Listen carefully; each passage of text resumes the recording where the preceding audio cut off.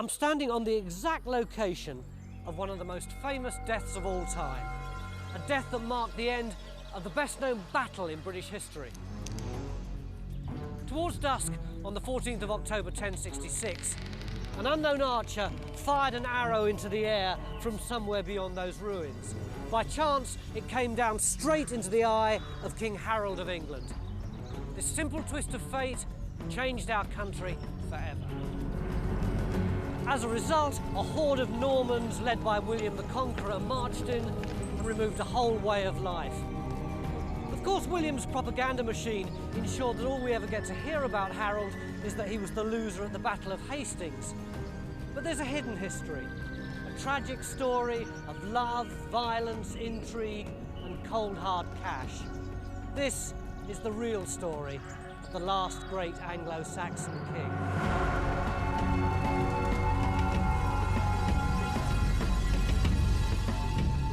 Tracking down the facts of Harold's hidden history means embarking on a quest across the length and breadth of Britain and over to the continent. Only by making this journey can we see how the events of his life conspired to set him on a countdown to the last fatal moment.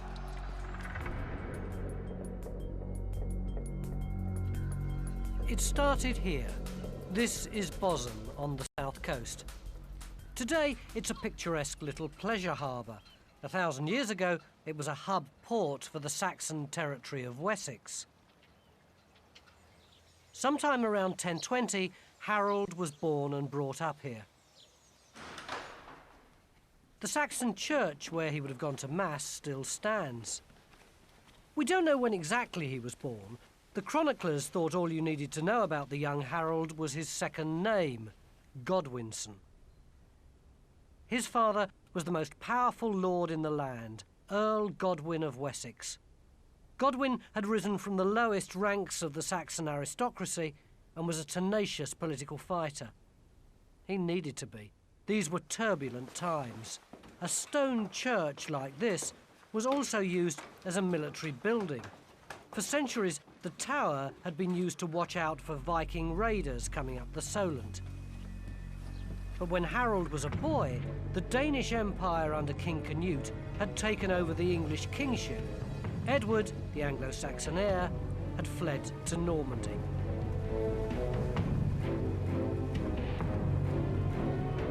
Earl Godwin had survived the takeover, marrying a Danish woman and giving his 3 oldest sons Scandinavian names: Swain, Harold, and Tostig. Yes, our English hero was in fact half Viking. In 1042, Harold appears in the chronicles in his own right. In his early 20s, he got his first taste of power when the Danish Empire ended and the ancient English royal line was restored. Edward, who's known as the Confessor, returned in triumph from exile in Normandy. But with Edward came change.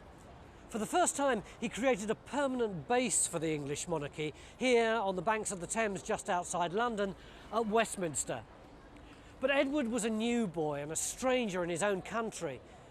He may have come from a long line stretching right back to Alfred the Great, but he'd been brought up in Normandy. He needed the support of the Saxon earls, and in particular of Godwin, who ran Wessex.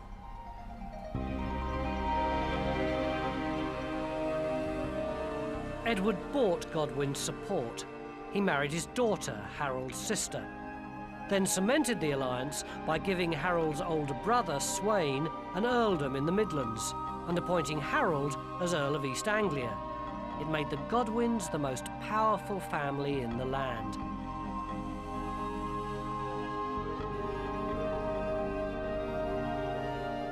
Harold was the picture of a Saxon warrior, blonde, bearded, and now with wealth, influence, and his own retinue of personal troops.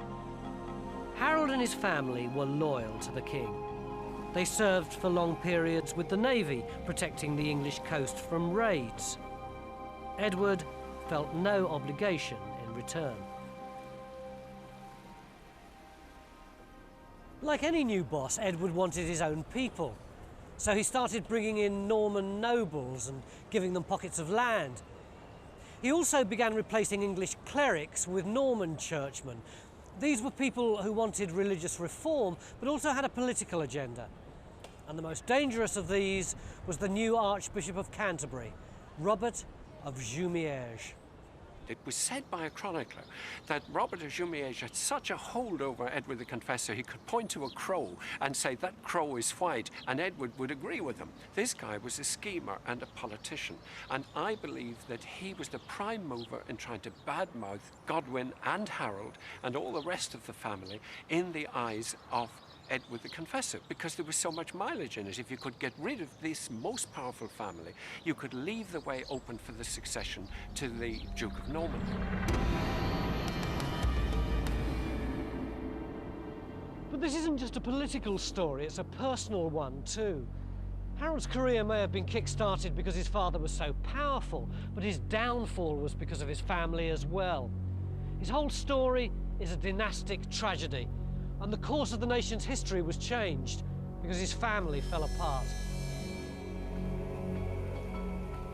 The first source of tension was Harold's sister. Edward's marriage had failed to produce an heir, and in those days, the woman was always to blame. Edward couldn't annul the marriage because the Earl Godwin and his sons were still so powerful. But the lack of an heir created external pressure on the family. They might have survived if their internal stability hadn't been threatened by the behaviour of Harold's maverick elder brother.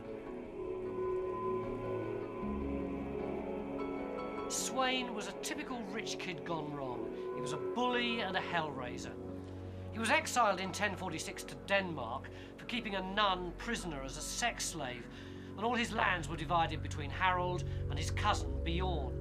But in exile, he behaved so badly that eventually Denmark had him thrown out again. So 3 years later, he turned up in England begging Edward for forgiveness. Understandably, Harold was indignant. All this time, he'd been doing his duty serving his king as a naval commander. Why should he now have to give back his lands to an aristocratic wastrel? Supported by his cousin, for the first time, Harold stood up to his father. Family unity was beginning to crumble. On one side stood Godwin and Swain, on the other, Harold, his brothers and cousin. The Godwins were no longer invincible. Edward passed judgment. Swain was to sail from Bosom within 3 days or pay with his life. The rest of the Godwins was 70 miles along the coast. The matter seemed settled by the king's decision. As they waited in the shadow of the old Roman fort here at Pevensey, Swain turned up on horseback for one last appeal to his family to help get him reinstated. Somehow or other, he managed to persuade his cousin Bjorn to speak on his behalf to the king. Bjorn set off for Bosom with Swain and just 3 attendants.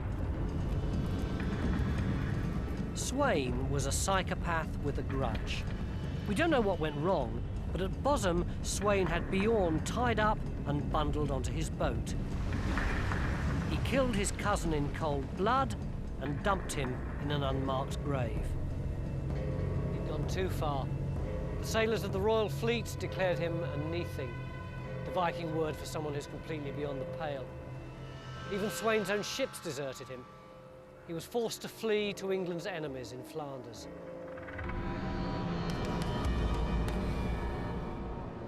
In spite of this universal condemnation, Earl Godwin lobbied for Swains Return.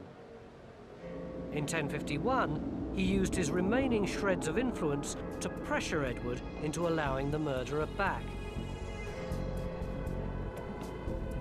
His return caused tension and resentment among other nobles who had to give back land. Godwin had other families as rivals within England. Edward and he personally didn't like each other, that seems fairly clear. So there's a lot more personal animosity, rivalries within the kingdom at the back of all that. The feuding Godwins had isolated themselves. Edward, encouraged by Robert of Jumièges, had the chance to reshuffle England's power base in his favour. he went in for the kill. Edward set a trap for Earl Godwin. He brought his brother-in-law Eustace over from Boulogne on the pretext of an official visit. At Dover, Eustace and his heavily armed men orchestrated a pub brawl that turned into a full-scale riot, with deaths on either side. Dover was Godwin's territory. Edward gave the order for him to make an example of the town. Godwin was faced with the choice of burning, looting and pillaging in his own homeland or disobeying the king. He chose rebellion and rallied his sons to try to persuade the king to change his mind at an emergency summit. But Edward had the support of the other barons, and when he refused to give the Godwins safe conduct to the meeting, they were forced to flee from the country. The Godwin family sailed into exile. Harold's career seemed over. But Edward had underestimated the effects of this shift in the balance of English power. The rest of the earls realised that if the king could oust the most powerful family in the land, no one was safe. Messages of support started crossing the Channel, and 10 months later, the Godwins sailed back into London.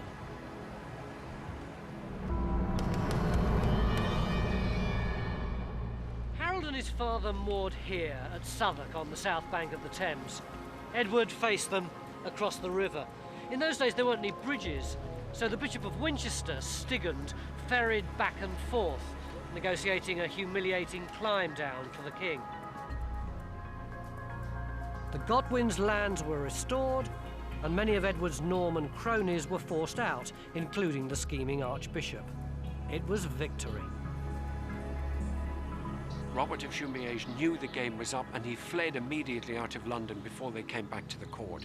And he killed several people on the streets before he left. This is the kind of churchman we're dealing with here. Then, within 6 months, first Swain and then Earl Godwin died, leaving Harold as the new Earl of Wessex.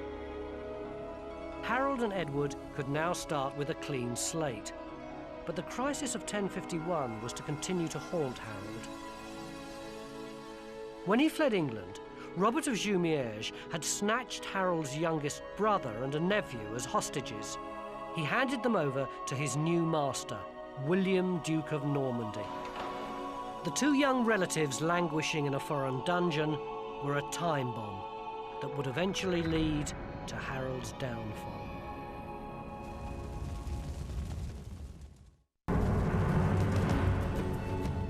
Harold Godwinson had survived exile and crisis to become the most powerful earl in the kingdom.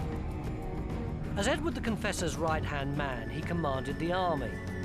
He was about to face his first challenge. The Welsh were threatening to invade England.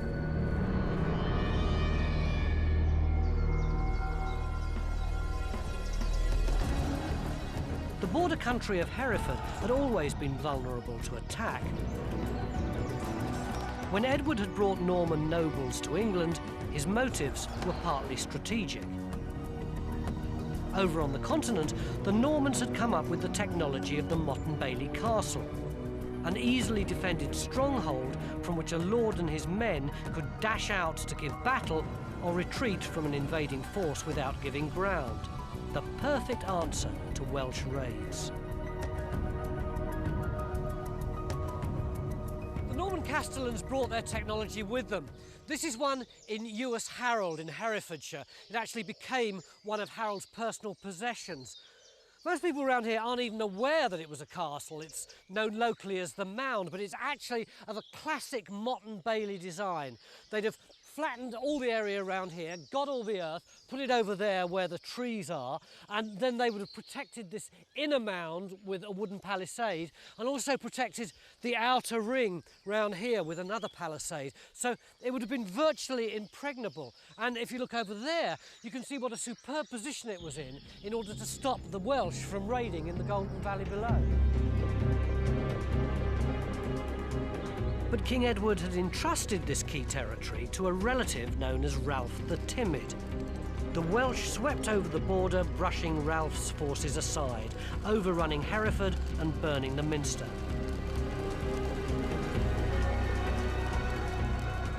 there was only one man to deal with the crisis: Harold. The Welsh Campaign proved Harold's worth as a politician as well as a soldier. If you go to Hereford today, you can still see Harold's legacy in the layout of the old city.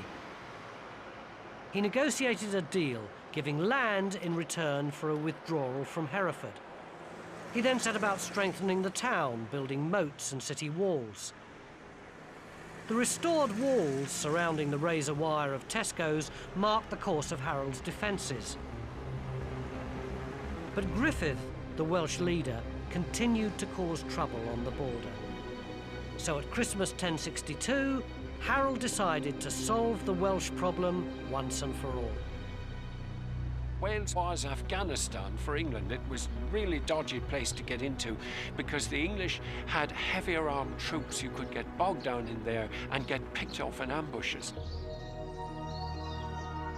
Harold came up with a radical solution, the Saxon equivalent of a commando unit. He decided the way to sort out Griffith was to make a lightning raid right into the heart of his territory. He first of all marched with lightning speed past Hereford and on to the west against Griffith's own castle. I think one of the significant thing about Harold in Wales is it absolutely says that here was somebody who was an innovator of military tactics, somebody who knew that things had to change and you would adapt to circumstances. When Griffith escaped, Harold launched a second phase. His brother Tostig continued raiding by land, while Harold sailed round the coast to destroy strongholds the Welsh thought were protected by the mountains. In the end, the demoralised Welsh signalled their submission by sending Harold the head of their leader.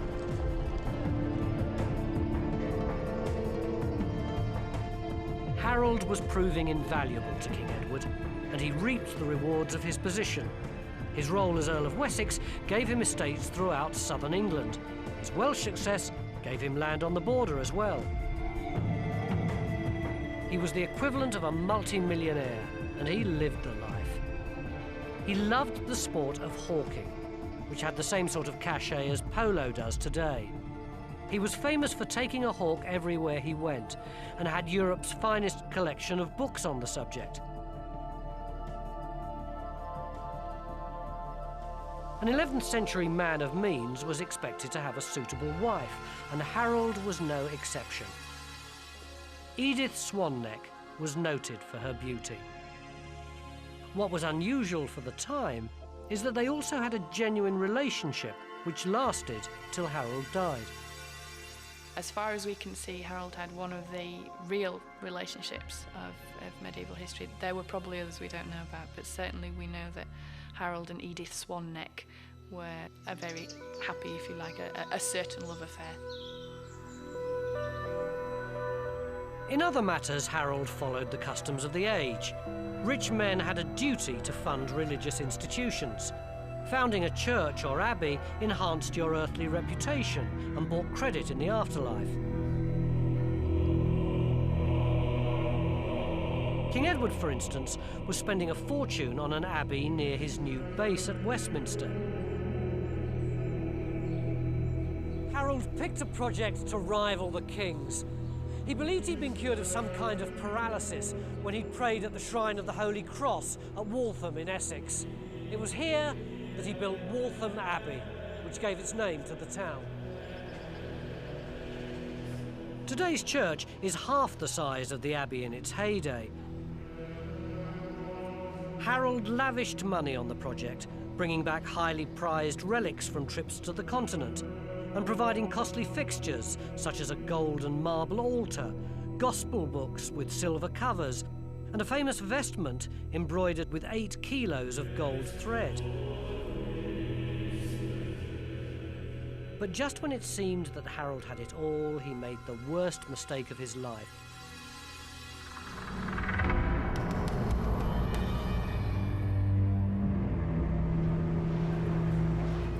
The chronicles tell us that in 1064, Harold set off across the Channel from Bosham on a diplomatic mission to Normandy.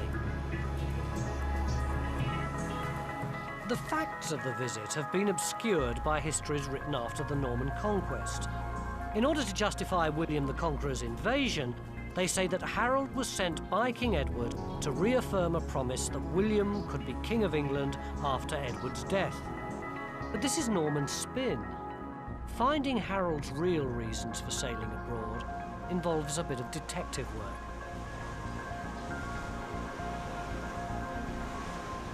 The official Norman version is this. In 1051, King Edward promises William of Normandy the throne of England.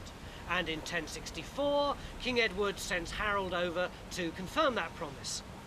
But what this official version conveniently forgets is that between these two dates, in 1056, King Edward also sent Harold over to Hungary on a long, costly mission in order to bring back a distant relative who he'd earmarked to succeed him. And this young man was still sitting around in the English court. The official version just doesn't wash. It seems much more likely that Harold went over to France on his own account, on a courageous rescue mission.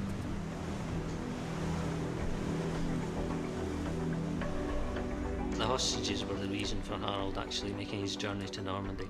There was no reason to select an outsider, a foreigner, as king, one who probably would not have been accepted by the English nobility. When Robert of Jumièges had fled back to the continent with Harold's relatives, he'd encouraged William of Normandy to believe that he'd been promised the English throne by Edward.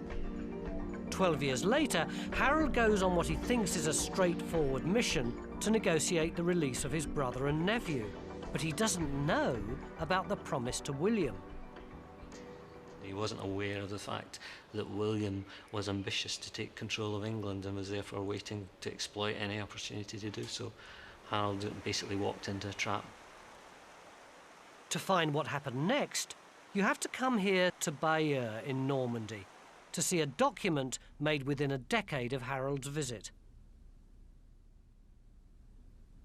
This is where Harold's history starts to be told, not just in chronicles written down by monks, but in the first comic strip ever, the Bayeux Tapestry.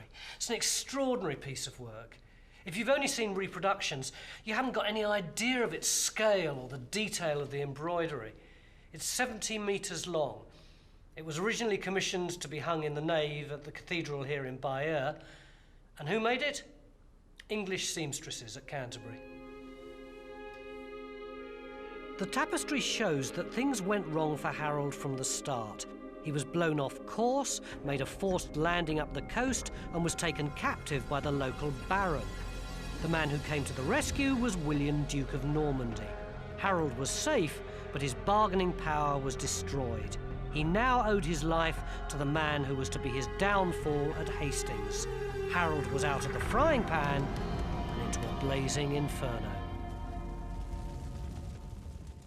In the year 1064, Harold Godwinson set out on a mission to rescue his brother and cousin who'd been given as hostages to William, Duke of Normandy.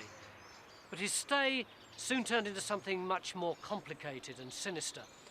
Half-honoured guest, half-prisoner, he was now a member of William's entourage and was reluctantly dragged round the ducal strongholds, like this one at Caen. Between William and Harold, there now began a subtle political game of cat and mouse. You didn't keep the most powerful English earl a virtual prisoner unless you wanted something. Harold knew that he was part of a wider political agenda, hatched by a man who'd forged a reputation as one of the hard men of Europe. His father died when William was a boy on pilgrimage to Jerusalem, and he spent his formative years fleeing across Normandy with various tutors and uncles to actually keep alive. So by the time he got to 1820 and actually had rule of Normandy, he would have been quite a tough person. He had formed himself in a way that he brooked no opposition.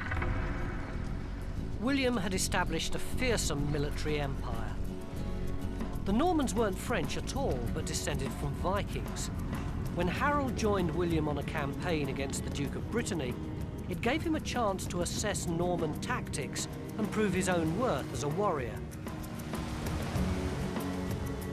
The Normans were actually very impressed by Harold. William's force was crossing the River Couesnon, which flows into the sea at Mont Saint-Michel on the borders of Normandy and Brittany. And suddenly, Harold noticed that some of the knights were sinking in the quicksand, and quick as a flash, he wrapped his arms round the chest of one of them, yanked him to safety, then went back in and rescued a second one.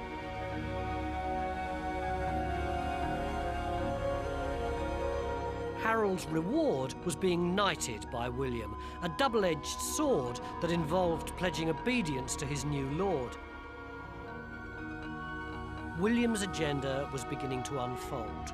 Then came the body blow. William brought Harold to the cathedral here in Bayeux.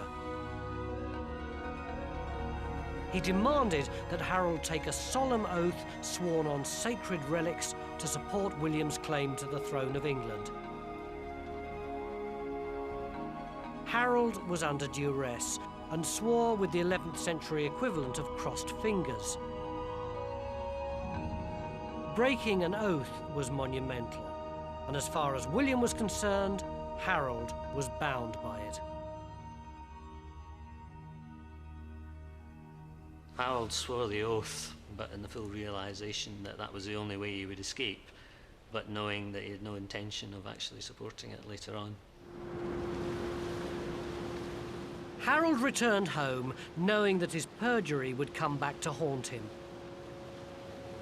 But even as he returned, another nail was being prepared for his coffin.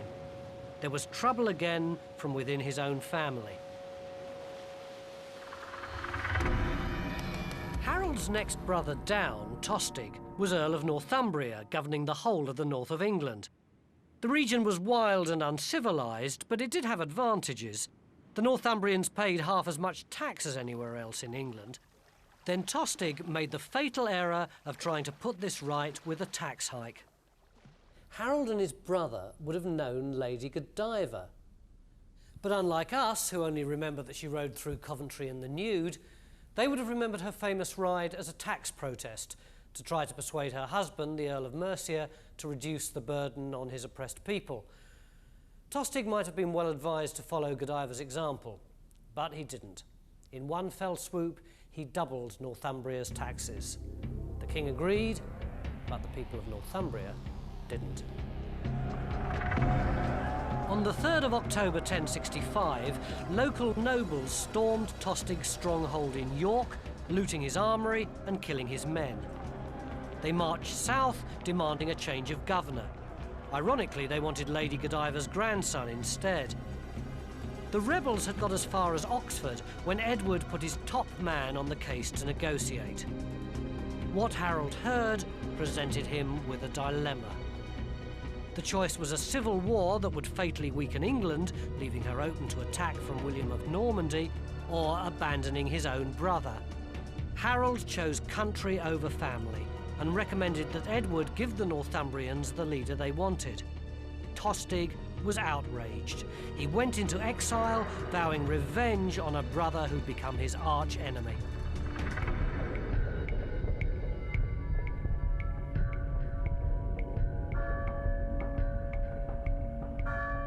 King Edward never saw the consecration of Westminster Abbey. The nobility who'd gathered for the grand opening were to witness a far more important drama. Edward had fallen sick on Christmas Day. He swiftly deteriorated and died on the 4th of January. On his deathbed, he altered the succession in favour of Harold. The existing heir was too young, easy meat for William of Normandy. The English nobles were on hand to approve the dying king's wish. On the 6th of January, the new abbey witnessed two events: Edward's funeral and the enthronement of King Harold of England. Harold Godwinson was the only man whom you could elect as king if you were in your right mind in England in 1066. Long before Edward died, they were expecting an invasion from Norway, a possible invasion from Denmark, and certainly an invasion from Normandy as soon as the old king died. By the time news of Edward's death reached the continent, Harold's accession was a fait accompli. William didn't take it well. He was out in the woods hunting when a messenger brought him news that Harold, his sworn man, had taken the crown for his own.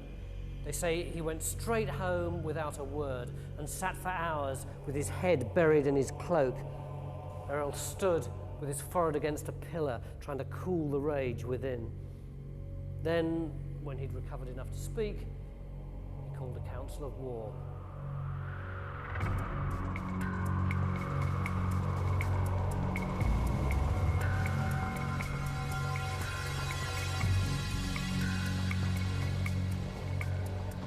This is Dives-sur-Mer on the mouth of the River Dives in Normandy. And here, 950 years ago, William started to build an immense fleet of 700 warships and transports in order to invade England.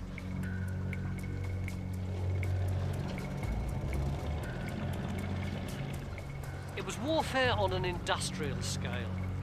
They'd have chopped down around 60,000 trees and employed about 8,000 men. But more than that, the support structure to raise the cash and feed and water the workers would have involved everyone in Normandy. When William awoke from his rage, no one was left untouched. The church at Dives has a list of all the nobles who sailed with William, but initially he had trouble recruiting. Many thought a campaign against the powerful English was suicide. What swayed them was religion. William managed to persuade the Pope that his invasion was a crusade against an English king who broke oaths and an archbishop who hadn't been properly appointed by the church. The Pope gave his blessing and allowed William to wear one of the perjured relics into battle. The doubters fell into line.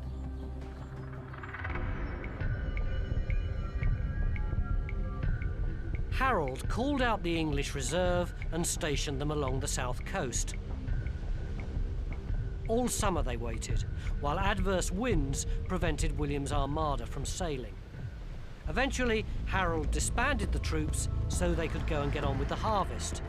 And as soon as he did so, it came. An invasion. But not from the south. Harold's brother Tostig was out for revenge. Tostig had already had one disastrous solo attempt, but now he joined his meagre force of 12 ships to the mighty fleet of the giant Viking, Harold Hardrada.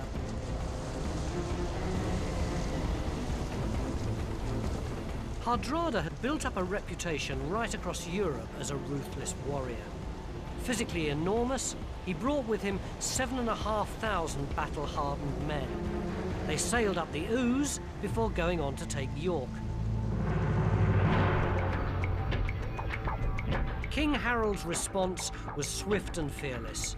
He decided on the same sort of lightning strike that had paid off against the Welsh. He headed north, arranging for troops to meet him as he went, force marching 25 miles a day. It was a tremendous logistical feat. He had to march 190 miles up the Great North Road, which was little more than a cart track. On the 24th, he reached the outskirts of York. The unsuspecting invaders were waiting at the crossing of the River Derwent at Stamford Bridge. They were miles from their ships, and because it was hot, many had abandoned their armour.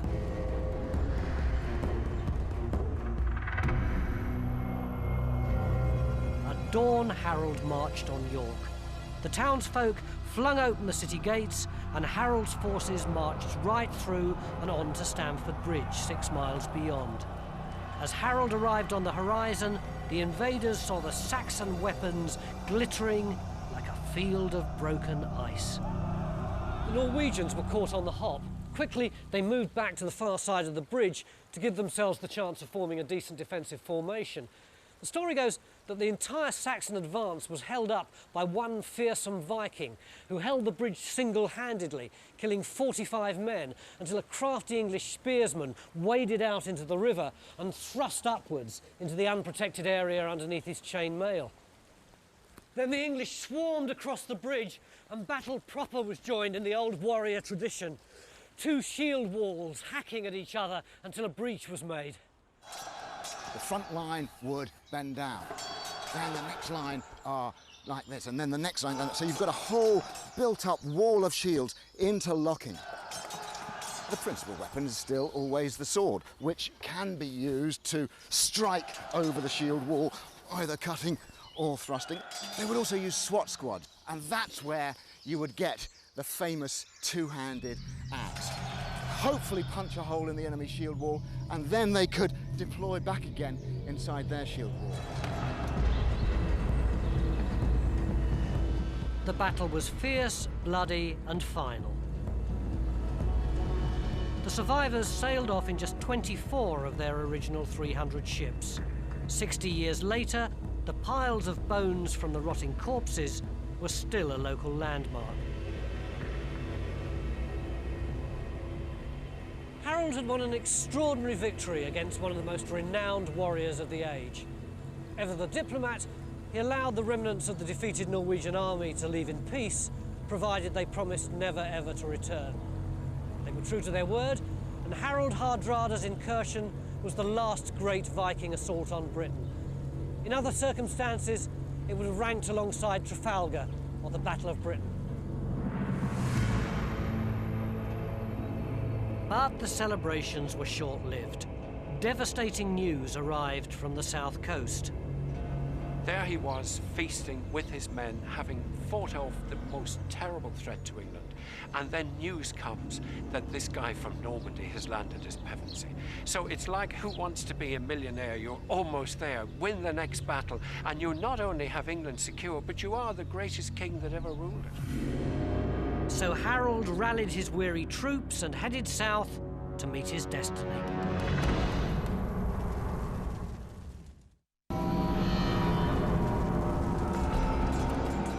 At Stamford Bridge, King Harold had pulled off one of the greatest victories in British history.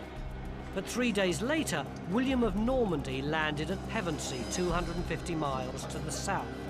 Harold had another mountain to climb. William swiftly decided that the Pevensey marshlands were indefensible.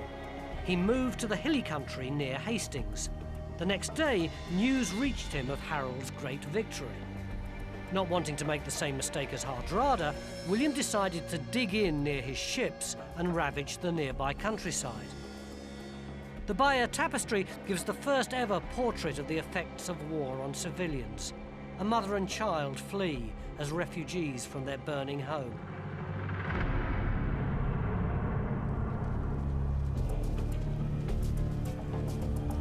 Harold's determination and stamina were awesome.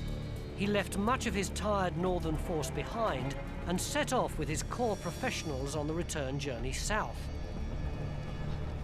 It's likely that William knew Harold Hardrada was setting out for the north of England, and although accounts will tell us that the winds didn't allow them to sail from Normandy when they wanted to, in actual fact they didn't sail until September, and that was a long time to wait for the winds. It's likely that William chose to wait, knowing that there would be an attack from the north, and then he knew already that the troops would have been weakened.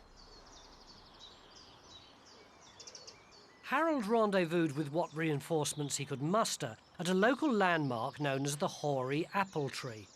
The next day would change its name forever to Battle.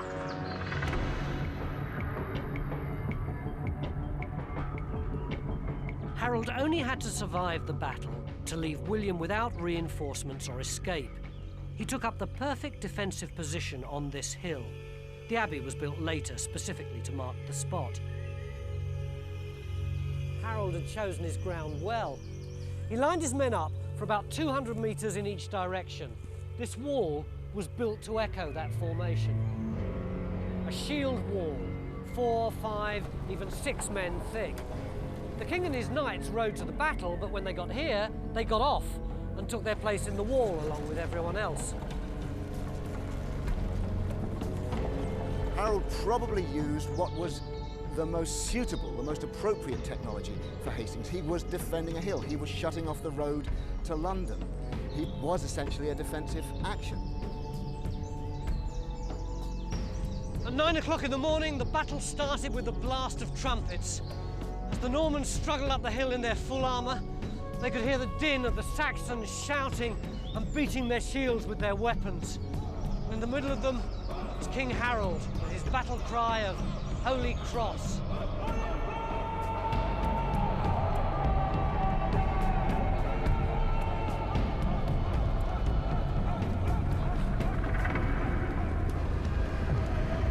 First William's infantry, then his cavalry, broke against the shield wall like waves against a jetty. But the Saxons didn't budge. In fact, it was the Normans who broke first. A sudden panic by the men of Brittany on William's left flank spread throughout the entire army. Word had got round that William had been killed. A retreat started that threatened to become a rout. The first time that Harold's war broke and followed the Normans down the hill, arguably they thought the Normans were defeated, and arguably the Normans were defeated at that point. It was perhaps Harold's mistake that he didn't commit all his forces on that first retreat down the hill. But it was only William's horse that had been killed. Realising the problem, he lifted his helmet so that his men could see that he was still alive. He rallied them and they regrouped. They cut off the pursuing Saxons, who formed a small defensive circle over there, where slowly they were hacked to pieces. Because the horses were able to turn quickly and come back onto those men and wipe them out, maybe William then saw the advantage of this, because time and again, William used it that afternoon and late into that evening. They would ride up to the shield wall and then feign going away, and they would be parting, and then turn quickly and come back onto the enemy and little by little cut down the Saxons.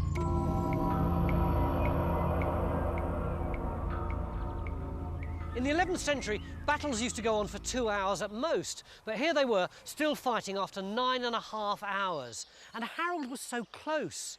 Just another half hour and he would have won, because if night had fallen, then only he had the possibility for reinforcements the next day. But the tide was turning. As the Saxons retreated, the Norman cavalry got a purchase on the flat ground at the top of the hill. But the real key to the battle is given by all those tiny little archers who start to appear in the bottom margins of the tapestry at this point.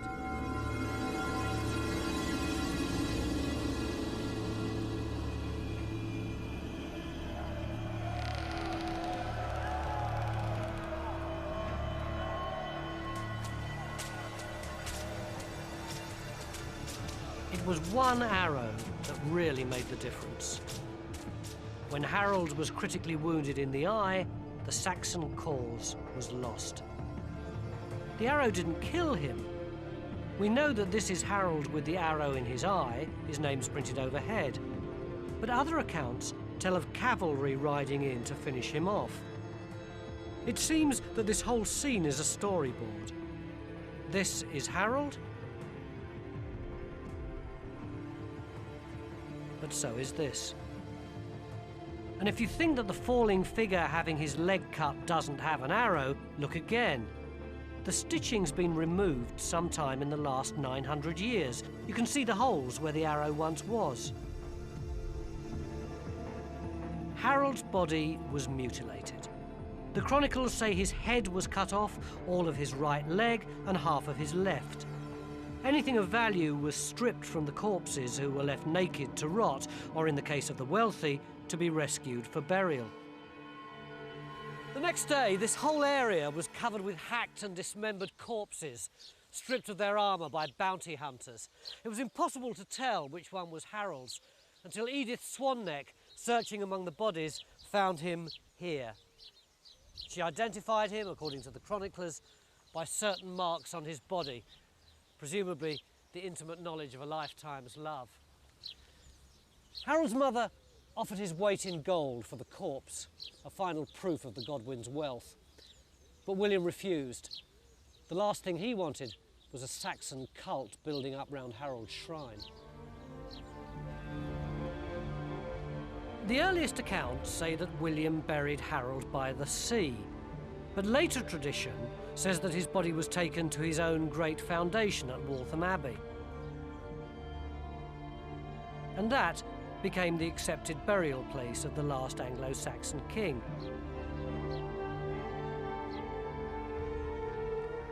But now new evidence has emerged to challenge that tradition.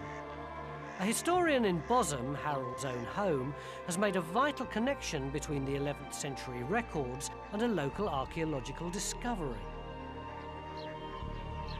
The people of Bosham had always known that King Canute's daughter was buried in their parish church right here. But then in the 1950s, when some heating was being put in, they discovered another important tomb next to it, here.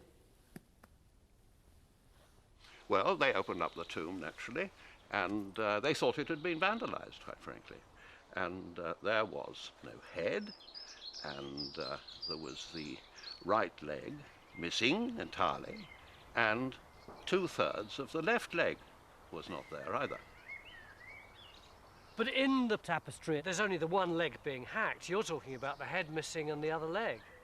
There were two accounts that came out, one by the Bishop of Amiens, which described the injuries sustained by the body. That came out in about 1067, about only a year after the conquest. And there he gives exactly that description. The head was cut off, one leg was thrown away, and the tapestry completes the picture with the other leg being cut off. Hence, just a mutilated body. And then William of Poitiers also really confirms this. He said he was buried by the seashore. And what do we have here? The seaside. Bosham became William's personal estate after the conquest. Here, he could make sure that the grave didn't act as a focus of political discontent, while he set about the business of wiping out the Saxon aristocracy, introducing a new culture and a new language, and blackening the name of the defeated Saxon king.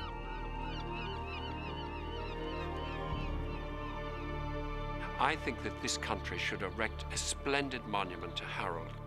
This was a man who defended England against overwhelming odds and who went down heroically, surrounded by his housecarls, fighting to the last man around their king. He was not a quitter, and we should celebrate him, and we should celebrate his Englishness and the achievement of 500 years of native English civilization, which stood for so much in medieval Europe, which had such a civilizing effect. And all of that is what Harold stands for. He stands for Old English valor, really. I've been all over the country looking for the real Harold, and what I've found hasn't been a loser, but a charismatic leader who, if it hadn't been for a twist of fate, might well have ended up as a national hero in the same mould as Elizabeth I or Nelson or Churchill. But the arrow found its mark and the battle was lost. And in a way, England lost something too, because although there's no doubt that the subsequent blend of Norman and Saxon culture has given us a great richness and vitality, it also gave us a new aristocratic elite who spoke a different language and were completely cut off from the people who they were ruling. And 1,000 years later, that social gulf is still taking a long time to bridge.